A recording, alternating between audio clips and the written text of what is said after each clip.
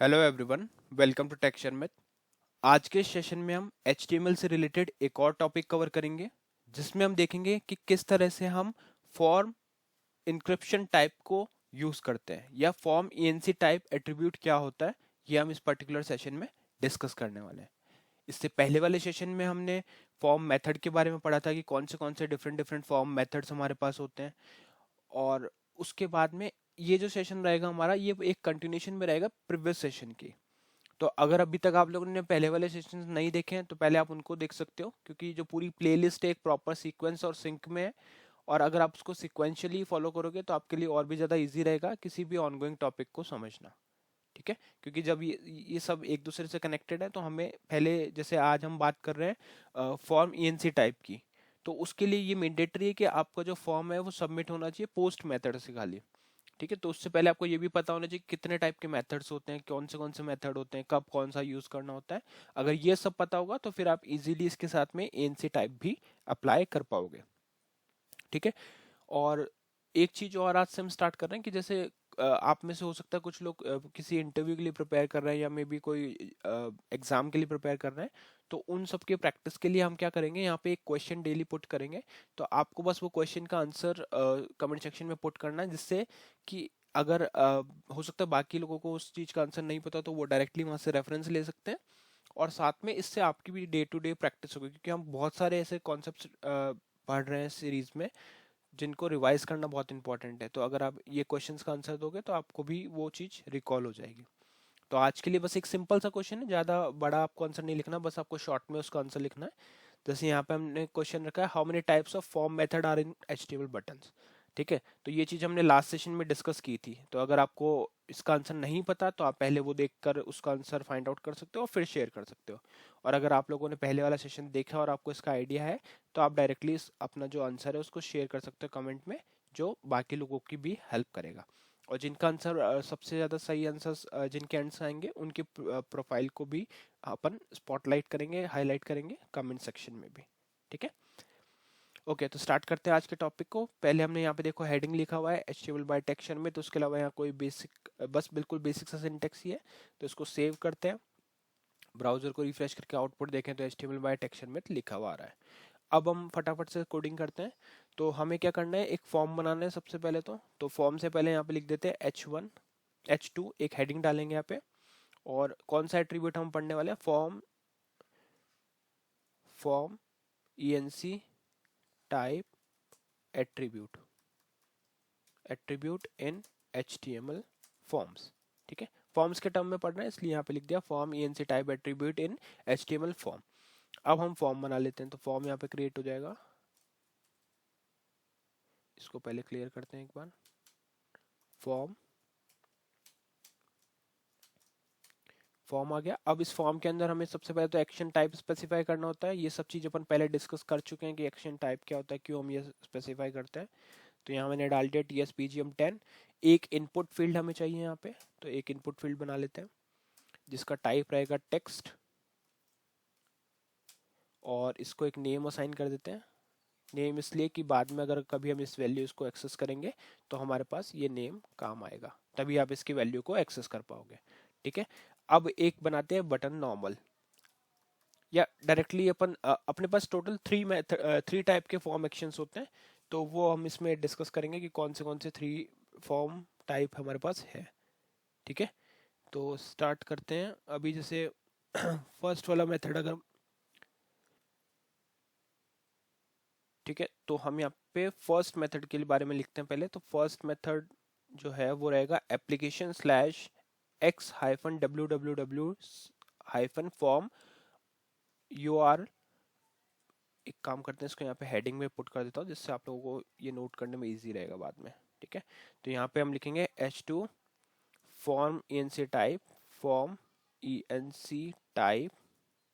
यहाँ पे आएगा कौन सा टाइप है, अब हम कौन से की बात कर रहे हैं, application slash x hyphen www hyphen form hyphen URL encoded. ठीक है, ये हमारा इसका ENC टाइप है। ठीक है, इसकी हेडिंग हमने डाल दी। अब इसका एक बटन बना लेते हैं फटाफट से। मैं एक्सप्लेन एक साथ कर दूंगा, पहले ये चीज़ें लिख लेते हैं क्योंकि ये थोड़ा सा लिखने में लेंथी है। तो यहाँ बटन हमने डाला, बटन के बाद में हम यहाँ पे लिख देते हैं इसको सबमिट बटन। ठीक है, अब बाकी चीज़ें इसके एट्रीब्यूट्स डिफाइन कर देते हैं, जैसे टाइप डिफाइन कर दिया सबमिट टाइप। ठीक है, उसके बाद में हम लिखेंगे यहाँ पे फॉर्म ANC टाइप, और यहाँ पे देखो ये आपको डायरेक्टली मिल जाएगा लिखा हुआ। ठीक है, तो ये आ गया। तो एक तो हो गया हमारा ये वाला टाइप। ठीक है, पहले सारे टाइप लिखते हैं फिर इसको डिस्कस करेंगे फर्दर। तो एक काम करता हूँ, यहाँ से इसको कॉपी करता हूँ टाइम सेव करने के लिए, और फिर इनको डायरेक्टली यूज़ करेंगे।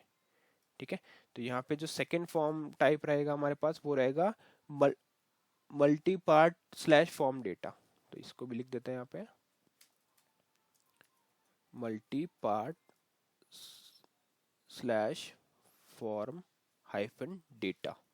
ठीक है, ये बहुत इंपॉर्टेंट टॉपिक है, तो आप लोगों को ये सब चीज़ें पता होनी चाहिए, तभी आप एक प्रॉपर वेबसाइट बिल्ड कर सकते हो। तो यहाँ पे हम लिख देते हैं मल्टी पार्ट फॉर्म डेटा। और एक और जो टाइप है उसके लिए फिर से मैंने पेस्ट करा यहाँ पे, और उसका नेम क्या रहेगा, उसका नेम रहेगा हमारे पास थर्ड वाले के लिए टेक्स्ट प्लेन, जो नॉर्मली यूज होता है। तो यहाँ पे लिख देते हैं टेक्स्ट नॉर्मली मीन्स ये भी यूज होता है, तो फॉर्म हमें पता होना चाहिए कि टेक्स्ट प्लेन कैसे हम यूज करते हैं। तो टेक्स्ट स्लैश प्लेन। ठीक है, इतना करने के बाद आपको सिंपली इसको सेव करना है। और एक बहुत इंपॉर्टेंट चीज जिसके बिना आप ये चीज इंप्लीमेंट नहीं कर पाओगे, जब भी हम फॉर्म ENC टाइप की बात कर रहे हैं तो आपका जो फॉर्म का मेथड है वो पोस्ट मेथड ही होना चाहिए। अगर वो पोस्ट मेथड नहीं है तो ये चीज वर्क नहीं करेगी। तो अब आपके पास दो ऑप्शन है, या तो आप यहाँ से डायरेक्टली मेथड में पोस्ट सेट कर सकते हो, या आप इंडिविजुअल बटन में भी पोस्ट सेट कर सकते हो, जैसे हमने लास्ट सेशन में देखा था। बट अभी जैसे मेरे को इन सबके लिए करना है तो मैंने डायरेक्टली क्या कर दिया, फॉर्म पे ही अप्लाई कर दिया। तो अब ये जो पूरा फॉर्म है वो किस मेथड से पोस्ट होने वाला है, कैसे डेटा सबमिट होने वाला है, वो होगा पोस्ट मेथड से। और पोस्ट पे ही ये वर्क करेगा, गेट पे नहीं करेगा, या जो भी अदर हमने पढ़े थे उसमें नहीं करेगा। ठीक है, तो इसको एक बार सेव करके आउटपुट दिखा देता हूँ। आउटपुट कुछ इस तरह से आ रहा है। यहाँ पे मैंने अमित लिखा, फॉर्म ENC टाइप, ये आ गया हमारा कौन से टाइप है, सबमिट किया। तो यहाँ पे ये डेटा पोस्ट मेथड में हमें पता है डेटा यहाँ पे शो नहीं होता। तो अब क्वेश्चन आता है कि फिर हमारे को इसका बेनिफिट क्या हुआ। अब हम इसकी बात करते हैं, इसकी डेफिनेशंस की या इसकी एक्सप्लेनेशन की, क्या हम कब यूज करते हैं। ठीक है, तो अभी देखो फर्स्ट वाला जो टाइप है उस केस में क्या होता है। तो फर्स्ट वाला जो मेथड है हमारे पास जो है application hyphen slash hyphen www hyphen form hyphen URL encoded. इसका मीनिंग क्या है, this is a default encoding type, it encodes form data as a key value pair where spaces are replaced by plus symbols and special characters are percent encoded। Okay, तो इस चीज में क्या होता है, जो स्पेसेस होते हैं ना हमारे वो प्लस में चेंज हो जाते हैं, और ये चीज जो है वो एनकोडेड फॉर्म में आ जाती है। क्या किस फॉर्म में करता है ये एनकोड, की और वैल्यू पेयर में। अभी के लिए बस आप डेफिनेशन पे फोकस करो, कैसे होता है, क्या होता है, आउटपुट कैसा आता है, ये सब चीजें जब हम एडवांस चीजें पढ़ेंगे PHP जावास्क्रिप्ट तब हम देखेंगे कि क्या ये चीज हो रही है। बट उससे पहले में बस पता होना चाहिए कि फॉर्म ENC टाइप कितने टाइप के होते हैं, कौन से में क्या चीज होता है। तो फर्स्ट की अगर हम बात करें तो फर्स्ट में क्या होता है, स्पेस जो है वो प्लस से रिप्लेस हो जाते हैं, और ये एक की वैल्यू पेयर में इसको एनकोड करता है। सेकंड की बात करें जो है multi part slash form data, this encoding type is used when form include file upload. ठीक है, तो कई बार आप लोगों ने देखा होगा हम फाइल अपलोड भी करते हैं, जैसे हमने जब टाइप ऑफ इनपुट डिस्कस किए थे तो फाइल अपलोड भी वहाँ पे देखा था, सीखा था, है ना। तो उस तरह के जब जब भी फॉर्म में फाइल इंक्लूड होती है, फाइल अपलोड इंक्लूड होता है, तब ये इसको यूज करते हैं, किसको, मल्टी पार्ट फॉर्म डेटा को। क्या करता है ये, it allows files to be sent as a binary data and is essential when dealing with file input field. ठीक है, तो ये क्या करता है, उस डेटा को बाइनरी फॉर्म में सेंड करता है फिर। ठीक है, और इसमें होता क्या है, डेटा जो है ना वो स्प्लिट हो जाता है मल्टीपल पार्ट में, और इसीलिए इसको हम क्या बोलते हैं, मल्टी पार्ट। ठीक है, तो ये इंटरव्यू में क्वेश्चन आता है तो आपको मल्टी पार्ट से समझ में आना चाहिए कि इसमें मल्टी पार्ट में ये डेटा डिवाइड हो जाता है बाइनरी फॉर्म में, इसलिए इसको मल्टी पार्ट बोलते हैं। अब अगर हम बात करें लास्ट वाले की, थर्ड वाले की, जो है text plain. So this encoding sends form data as a plain text with no encoding applied, spaces are special character, special spaces and special characters are not transformed, which makes this format rarely used for actual data submission. ठीक है, जब मैं आपको बता रहा था तो मैंने बोला था ये भी यूज होता है बट उतना नहीं होता। क्यों? क्योंकि इसमें देखो कुछ भी एनकोडिंग ही नहीं होती और हमें पता है कि हम फॉर्म ईएनसी टाइप यूज ही तब करते हैं जब हमें एनकोडिंग करनी होती है। तो इस वाले टाइप में क्या होता है, ना तो आपके स्पेसेस और स्पेशल कैरेक्टर को ट्रांसफॉर्म करा जाता है ना, और जो भी मतलब बहुत रेयरली इस ये जो एक्चुअल डेटा है उसको ट्रांसफॉर्म करता है, एनकोड करता है, और इसीलिए ये बहुत कम यूज होता है। बट हमें पता होना चाहिए कि फॉर्म ईएनसी टाइप में एक टेक्स्ट और प्लेन भी होता है। ठीक है, तो इसके लिए एज सच मेरे पास कोई आपको दिखाने के लिए आउटपुट नहीं है। जैसे मैंने आपको बताया कि जब बाकी एडवांस चीजें हम पढ़ेंगे तब हमें पता चलेगा।